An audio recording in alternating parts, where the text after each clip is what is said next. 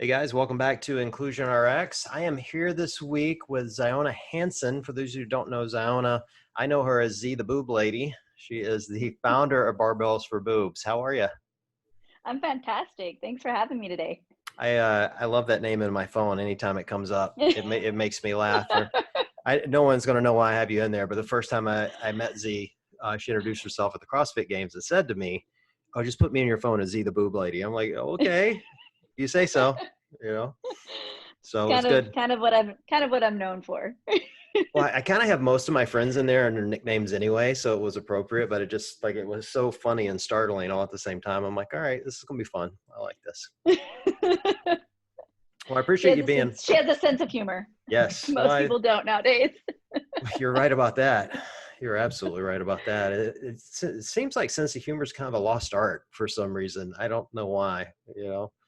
Like people Well, are I just. think, well, I know why. You don't know why? Because No, everyone's on their phone and talking through social media and talking through text messages. They're not actually connecting with people anymore. And so sense of humor can't happen, I don't think, over the internet. I mean, everything gets so like objectified and like it's bigger than what it really is. And so I think that we've lost the art of sense of humor through the internet. Well, what's really funny, and I probably am at a little bit of a disadvantage from being objective because some of my favorite comedians, as an example, are Chris Rock and Dave Chappelle, who are really kind of irreverent and they just say horrible things, but they're funny and it's always sarcastic and at the heart of it, they don't have a mean spirit in their body. They're just making jokes, right? And so my humor tends to kind of lie on that, but I do think about the things that I post because I know written humor is far different than spoken because you can't hear context, right? Mm-hmm.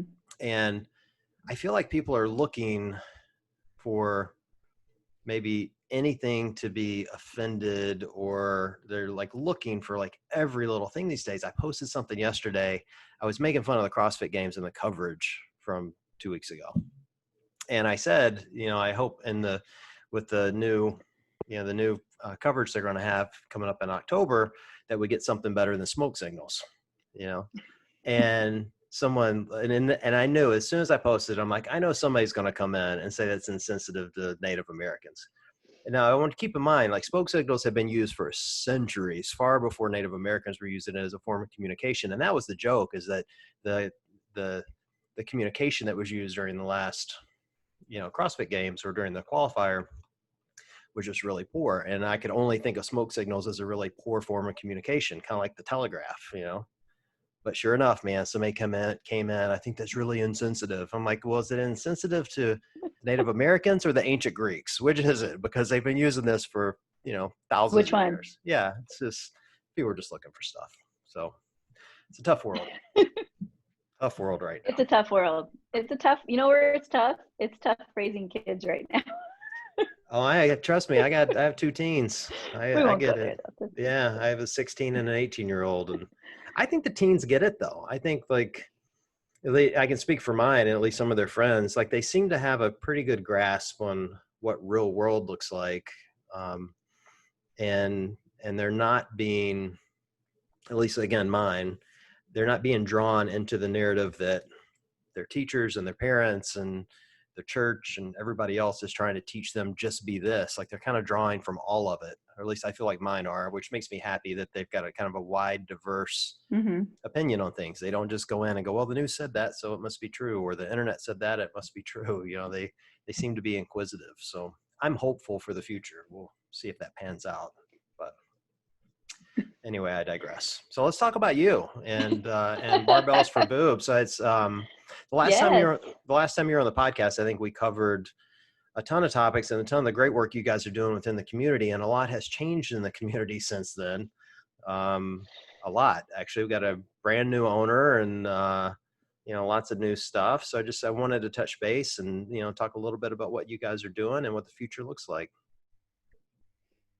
Yeah, awesome. I think that uh, I think that what's been crazy about this year was going into 2020, number one, figuring out COVID and re-strategizing our entire programs to accommodate quarantine for the population we serve. And then once we figured that all out, and then it was like CrossFit blew up in one tweet. Then it was like, oh, okay, now we have to emergence, like triage. It was like another triage. And so this year has been really, really hard on I think everybody in the community. And so I can't wait to kind of maybe like start the healing process, because it hasn't been an easy year as a leader in anything that's happening in fitness. Well, it feels like it's coming back. I mean, it feels to me like the community's starting to come back together. I worry a little that we're coming back to the place we were prior, pre-tweet. We'll start calling it PT, where everybody thinks the world is good, and the world is good, but they think we have no things we need, nothing we need to work on. And I think that's where you guys come in, because you're doing so much great work, obviously with cancer survivors, but then so much more as being a woman's led business. That's kind of where I'd like to start. Like when I look at CrossFit, there are not a lot of female led businesses or female led charities or kind of female led anything other than maybe the athletes.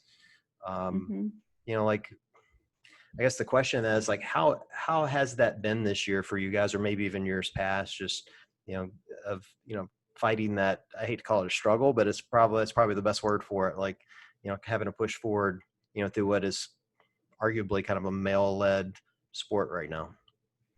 Yeah. I mean, I think that I was very aware of that in the beginning. I started CrossFit in 2007. And so starting Barbells for Boobs wasn't much longer after that. So we're talking 2009. We were at the very first games at, I went to one of the games at Aromas, but I hadn't started Barbells for Boobs yet. So I was at the 2009 games. I was actually on the media team at the 2009 games.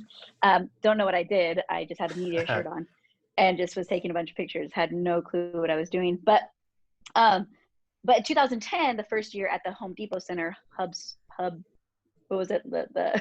Oh yeah, it was. I think it was the Home Depot Center. It sounds right. I could be wrong. I don't remember. They changed names halfway through. Right. So we were there, and I knew as a woman, number one, there had to be something that would attract CrossFit to want to support the work I was doing in breast cancer. Hence my name, Barbells for Boobs. And the first games we did Grace, and we invited, I remember it was like a dirt area in front of one of these trees. And we were asking people to come and do Grace for a donation. And we all had pink bras on and jean shorts. And so I knew that I was going to have to use my womanisms,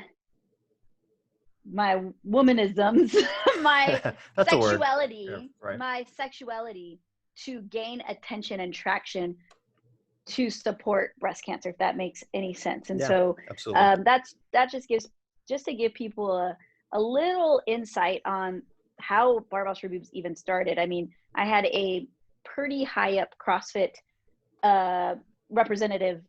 I went to one of his events and we all wore lingerie. But again, it was this idea of what women really represented in CrossFit. And this was 2009, 2010. Obviously, we don't need to do that anymore because our work speaks for itself. I don't have to wear a pink bra. My team always asks me, like, we're going to do pink bras this year. I'm like, no, it was kind of a one-time deal just to get your feet in the door. And then once you're in, then, you should be able to work hard and show them the work you're doing. And that's what we've done at Barbells for Boobs. But yeah, definitely the beginning was very, I had to be very there was a lot of tactics that went into making sure that people knew what Barbells for Boobs was and the work I was doing. It's interesting. Nikki and I had owner of a page called "You Look Like a Man" on a few weeks ago. I don't know if you've seen this page. Have you seen this page on Instagram? No, I haven't. Oh my God, you got to go follow it. So this woman, Jessica Fithen, runs it, and she basically is calling out trolls, men who go onto women athletes' pages and comment, and so they'll go on and say, oh, you look like a man, or you're getting too bulky, you should thin down, or, or they're straight up call them, just horrible names. Like it's really interesting to me. And so I guess that's, and as I've talked to more and more female athletes and even female led businesses, it tends to be like kind of a reoccurring theme that I'm finding, that there's still a kind of a big pervasive subculture of horrible things that are said to women in the sport. As a female led business, I mean, how much are you guys still fighting against that, against people that don't want you to take the lead simply because of your sex? I don't think that anybody is at this point now where uh, they say it out loud, but it's definitely something where they don't have to say anything. You just feel the impact of it. Really just not being invited to certain things or to be asked an opinion about certain things. And there's plenty of examples I can give, and I don't want to bombard our show talking about all the, start crying how Barbells for Boobs hasn't been recognized. But in the end, what we've, and I'm going to give you one example of probably the worst thing that's ever happened, the worst thing that anybody has ever said to Barbells for Boobs from CrossFit, from somebody like, here's the situation. They were working on the adaptive course seminar, and somebody that was on the team that was starting to build out the curriculum, I was sitting with Kevin Ogar, and they were at the games talking about it. And I kept saying, hey, I would love to see a section in the adaptive course that's dedicated to cancer, especially cancers that take limbs away, i.e. your breast. Mastectomy I look at as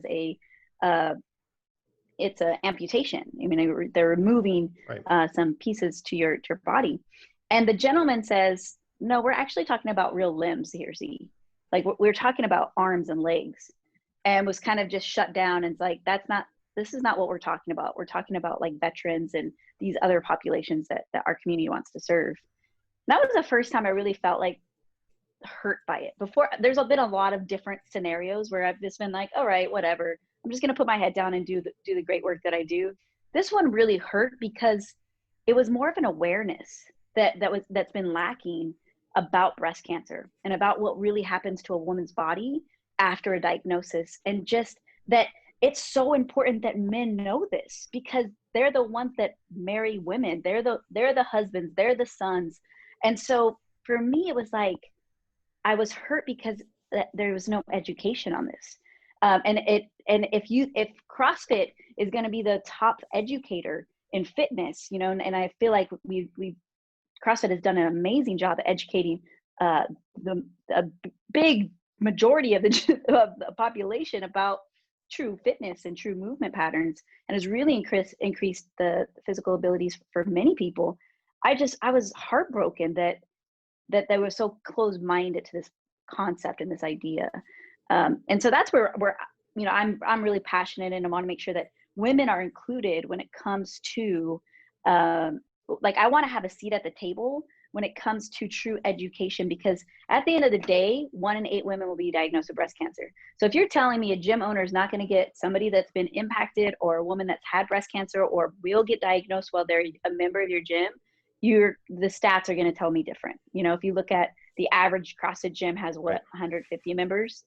Yeah. It's going to touch everyone in our community. And so are all of our coaches equipped to care for this woman, to really show them that we are the best educators in the industry? And I don't think that CrossFit is providing that. And I was definitely shut down when I talked about it. Well, so you guys have started providing that though, right? So you're doing teaching, coach. So tell us a little bit about that, because I think that's, for me, that's a gigantic takeaway. I mean, you saw this gap in, people's perception and understanding of, how to coach, and to your point, like, not even viewing, that as limbs, or a body part as an example. Yeah. And so now you've inserted yourself into that conversation, said, all right, well, we're going to fix if CrossFit isn't going to do it, we're going to do it. So tell us a little bit about your program that helps the coaches. Yeah, and I want to kind of expand on being shut down. I felt shut down in that moment, in that conversation. I've definitely spoken to other people at CrossFit since then, expressed my concern, expressed my passion for this specific thing. And honestly, the way that Greg always talked to me about Barbells for Boobs, and for those of you, Greg, the founder of CrossFit, he was always like, Z, just do it. Like, if you want to do something, don't wait for us to do something, just go do it. And so while I might have been shut down in that one moment, I just kind of heard Greg in the background of, just do it. Like, because if people need to be educated, then it's your responsibility to educate them. And so what we did was we put together a education series. So we have 5 modules where you can go and learn about exercise oncology, very specific to breast cancer. So on barbellsforboobs.org, you can go to our work, and under resources after diagnosis, there's an extensive library. You can take it. There's quizzes. to ensure that we're just educating, just general education too. This isn't very extensive. This is just talking about the different surgeries, the different treatments, the side effects, what to do, what not to do. And our work now is, we set out 2020 to really start educating coaches, and then COVID hit. And so we had to kind of, we just took the priority for us was to make sure that our women in our programs felt protected and cared for during COVID. And so we basically changed all of our strategy this past year, and we're doing everything to support a woman at home right now, because women right now are the most fatigued than anyone. You look at women that are wives, moms, now homeschool teachers, full-time jobs, house managers. I mean, women are just, we talk about systematic problems. The biggest systematic problem that nobody's talking about right now is the role of a woman, and looking at kind of women are doing more than they've ever done because now we're in the workforce, and that's just happened in the last few generations, right? And so, so we've just now turned our focus. We have Zoom classes.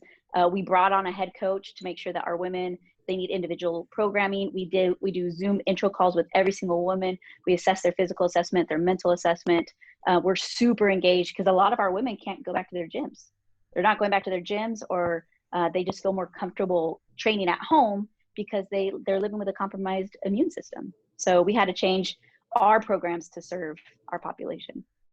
And so you think of the community at large, like I worry about, as the gyms reopen and they're all starting, thankfully starting to get reopened under new protocols and starting to address people again. But to your point, like there's going to be a big segment of their group that are more stressed than they've ever been before. And then there's obviously a segment that are currently battling the disease. Like, what are some resources and things that you guys are doing that could help those coaches find ways to better address those athletes? Yeah, definitely. If you're a coach that has a breast cancer survivor, number one, in your gym, make sure that they know who Barbells for Boobs is, first and foremost, because what we've learned in working with so many different coaches all over the world is I know how hard it is to run an affiliate. I've ran an affiliate. I get that one-on-one attention. It's sometimes it's not sustainable, right? We can't sit there and treat every single member the same, right? But we have a head coach here that would work with you directly. And so now what we've built is our own care team for a survivor. So when a woman gets diagnosed with breast cancer, they get this entire medical team. So this medical team consists of a radiologist, an oncologist, a surgeon, nurse navigator. They have this whole crew to get them through their treatment and save their lives, right? And hopefully help them never ever get breast cancer again, although they can't guarantee that, right? And then the women go through treatment, whatever that is, it's different for every single woman. They ring their treatment bell, and then they tell them, like, this is your new norm. Go off into the world. And so what we're now trying to do at Barbells for Boobs is be the new team, almost like, okay, you're done with them, and now they need a healthcare. They really need a health team. They need a care team that's going to take care of their health, which we see it as their physical activity, their nutrition, and their mental toughness, their mental fitness. And so we have a team here that oversees that for every single one of our program participants. So right now we have 198 women in our program. And we have people that are really checking, like fingers on the pulse to our women and ensuring that they have a team, because unfortunately, once you have a diagnosis of breast cancer, you're going to have it for the rest of your life. Not the actual active disease, but you're going to have the side effects. You're going to have the scars. You're going to have, and women go through multiple surgeries afterwards. And some of them are on hormonal treatment for years after their diagnosis. And nobody knows this because everyone's like, your hair is back. You look good.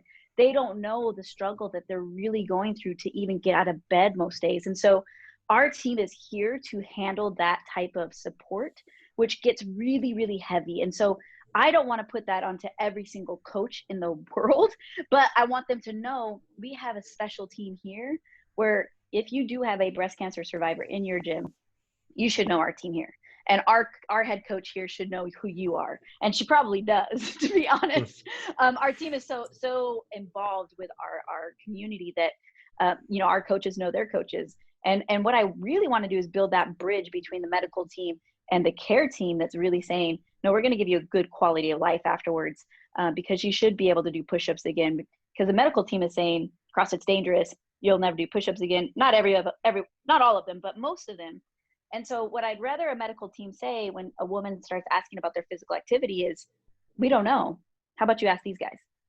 And instead they don't say that. They just say, please don't, refrain from this. And when they don't, in my head, you don't have the expertise to give that advice and that recommendation. A fitness professional does. And fitness professionals, unfortunately, are so undermined by the medical professionals that I really want to provide such exquisite education that we start getting recognized on the medical side to say, no, go to Barbells for Boobs because they know what they're doing. Please just call them. Where's the easiest way for the affiliates to connect with you guys? Is it on your website? How do you prefer them to contact you?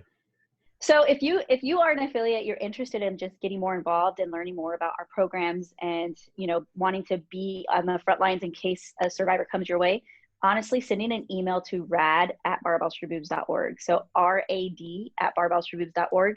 And that email is probably monitored the most out of all of our communication here at Barbells for Boobs, because that is women needing or people needing resources after diagnosis. And then we'll start navigating. I know that we had to pause this year all of our awesome stuff we were working on the education to revamp all of our programs because of COVID, but definitely 2021, we want to start building out more education modules and doing more kind of intimate seminars to really support coaches and building out almost our layers of coaches so that now we have them kind of placed in different affiliates. Oh, that's amazing work and incredibly helpful. So thank you for sharing that. I do think kind of in a remaining time, I kind of have some curious questions for you because you're an OG. You've been in CrossFit for a long time. You've seen a lot of coaching done. You've probably done a lot of coaching, outside of the kind of the healthcare space where you guys are helping people.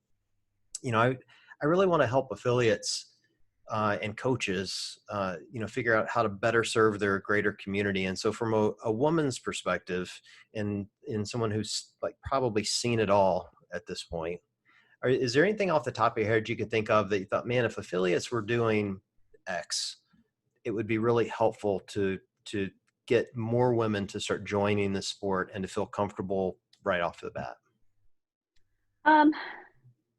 I think that depending on what your community looks like, it would differ. My answer would differ, but I think that what I've learned the most is your best tool is just to listen. People are not listening to their communities. And so that to me is the greatest advice I can give anyone is put your ear to the street and listen to what's happening. Have a women's focus group in your community. Have a Black focus group in your community. Have a gay or LBG. Hold on, I just learned all these letters. LGBTQAI. Oh, you got more letters than I've got. I didn't realize there were that many letters. I just got educated on this. It was LGBTQ.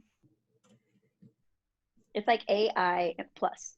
And you have these focus groups and they know, right? They know what's going on in their own community. Have a mom's focus group. Listen to what people need.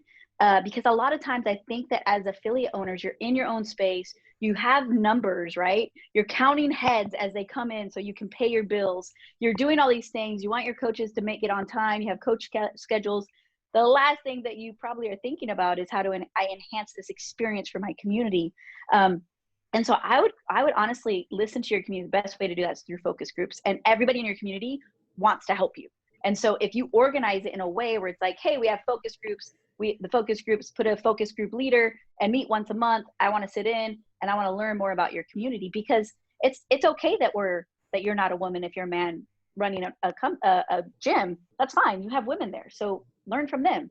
It's okay if you aren't, if you're not gay, you probably have somebody in that community that can represent you in your community. It's okay if you're not Black. You can utilize a representative in your gym that is Black to get you an understanding, or an Asian, or whatever that race might be.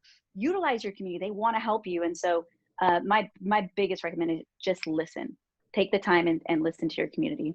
Yeah, I think that's terrific advice. And something you kind of layered in there in the subtext is representation. I think is incredibly important to, whether you have, female coaches or you know, like a bilingual coach or African American or Asian or whatever, like whatever your community looks like, you need some sort of representation that fits that. Like we do that in our work model as well. Like you should be representative of the communities that you serve. And I think that's important. But bluntly, it's when I was looking for a co-host for the podcast, I wanted a female co-host because I wanted to represent, like, that's half my audience. Like I didn't want two guys talking to women, you know, it just seemed weird, you know? And truthfully, like I've learned more through that experience of having Nikki on the podcast, besides the fact she's amazing, of having her on and watching the female listeners connect to the podcast and the things they come into the comments and they talk directly to her as opposed to me because they relate to her, you know, and I found that really interesting and educational, and it certainly opened up an entirely different world to the show than I thought we would ever have, you know, and so I think that representation is super important.